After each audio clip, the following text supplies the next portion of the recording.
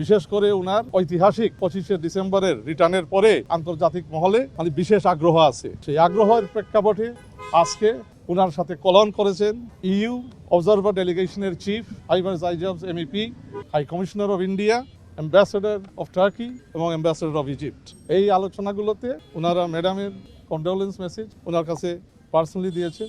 আবার ওনাদের সরকারের পক্ষ থেকে এখানে মত বিনিময় হয়েছে, এক্সচেঞ্জ হয়েছে। ওনার পরিকল্পনা বিএনপি আগামীতে সরকার গঠন করলে কী ধরনের ডেভেলপমেন্ট প্ল্যান নিয়ে এগিয়ে যাবে, দেশকে করবে, দেশের মানুষকে নিয়ে কিভাবে কাজ করবে এবং আন্তর্জাতিক নীতি কী ধরনের হবে, বিভিন্ন দেশের সাথে মানে কী ধরনের আমাদের পজিটিভ মানে বাইল্যাটারাল রিলেশনশিপ আমরা কীভাবে গড়তে পারি, এইগুলো নিয়েই মানে আলাপ আলোচনা হয়েছে অত্যন্ত কোডাইল একটা অ্যাটমসফিয়ারে। এবং এই বৈঠকগুলোতে যথাক্রমে বিভিন্ন সময় মানে মিটিংগুলোতে উপস্থিত ছিলেন বিএনপির মহাসচিব সাহেব, বিএনপির স্ট্যান্ডিং কমিটির অন্যতম সদস্য জনাব সালাউদ্দিন আহমদ সাহেব, বিএনপির চেয়ারপারসনের উপদেষ্টা মাহাদি আমিন সাহেব, বিএনপি চেয়ারপারসনের প্রেস সেক্রেটারি সালেহ শিবলি সাহেব। মানে ভারতের সাথে কি সম্পর্ক হবে, ভারতের প্রধানমন্ত্রী মাননীয় প্রধানমন্ত্রী নরেন্দ্র মোদী সাহেব চিঠির মাধ্যমেই যখন উনি কন্ডোলেন্স মেসেজ জানান চেয়ারম্যান সাহেবকে, ওই লেটারেই বলছেন যে তারেক রহমান সাহেবের নেতৃত্বেই নয়া দিগন্ত এবং নয়া নিউ ফেজ অফ রিলেশনস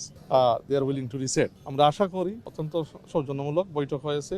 এখানে কিভাবে কোঅপারেশন এগিয়ে নেওয়া যায়, বিভিন্ন চ্যালেঞ্জ তো অবশ্যই আছে। তো এই চ্যালেঞ্জগুলো আমরা অ্যাড্রেস করে যেহেতু রিজনাল বিএনপির চেয়ারম্যান সাহেবের ভিশনে বা ইলেক্টেড গভর্নমেন্ট বিএনপির মানে peace, security and stability in the region এটা principal in terms of it will be a principal projection of elected BNP government. তো এখানে স্থিতিশীলতার জন্য আমরা কিভাবে দুই দেশ মিলে কোঅপারেশন এগিয়ে আমরা এগিয়ে নিতে পারি, এগুলো নিয়ে বিষয় এমনি আলোচনা হয়েছে। এখানে ডিটেইলস তেমন কোনো কিছু আলোচনা হয়েছে না, বললাম তো এটা যে কলন উনি it was more of a courtesy exchange এবং এটা কলন উনি চেয়ারম্যান হয়েছেন আজকে, তো ওনাকে ধন্যবাদ জানাইছেন এবং ওনাদের সরকারের পক্ষ থেকে শুভেচ্ছা সাক্ষাৎ হয়েছে। এর ভিতরেই সীমিত ছিল। দেখেন, আমি আসলে ভারতকে নিয়ে এক্সক্লুসিভলি আমার কথা মানে এখানে আজকে বলবো না, ওইটা তো এটা ভিন্ন ধরনের টপিক্যাল সাবজেক্ট আছে, bilateral relationship between Bangladesh and Bharat. আজকে আমি বলবো এখানে আপনি দেখেন তারেক রহমান সাহেব দেশে আসার পরে মানে একের পর এক সরকারের প্রতিনিধি ঢাকায় রাষ্ট্রদূতরা ওনার সাথে মিলিত হচ্ছেন, সাক্ষাৎ করতে আসছেন এই আগ্রহ নিয়েই যে উনি আগামীতে এশিয়া প্যাসিফিকে একজন গুরুত্বপূর্ণ নেতা, শুধু বাংলাদেশের নয়। ওনার আসার ঐতিহাসিক যে রিটার্ন 25 তারিখে আর মানুষের সমাগম ঢাকাতে, মানে ওইটা দেখে বিশ্বমহল, বিশ্ববাসী, বিশ্ব স্টেক হোল্ডাররা যারা ওয়ার্ল্ড পলিটিক্যাল লিডার্স বুঝতে পারছেন যে তারেক রহমান সাহেব একজন গুরুত্বপূর্ণ নেতা, not just only for his country but for the reason. তো স্বাভাবিকভাবে ওনার প্রতি এখন ইন্টারেস্ট, আগ্রহ আছে কিভাবে বাংলাদেশের সাথে মিলে আগামীর মানে রাজনীতি আপনার রিজনে এবং ইন্টারন্যাশনালি আমরা এগিয়ে নিতে পারি। এটা মানে স্বাভাবিক, ওনার সাথে যে যোগাযোগগুলো হচ্ছে ওই আগ্রহ থেকেই হচ্ছে।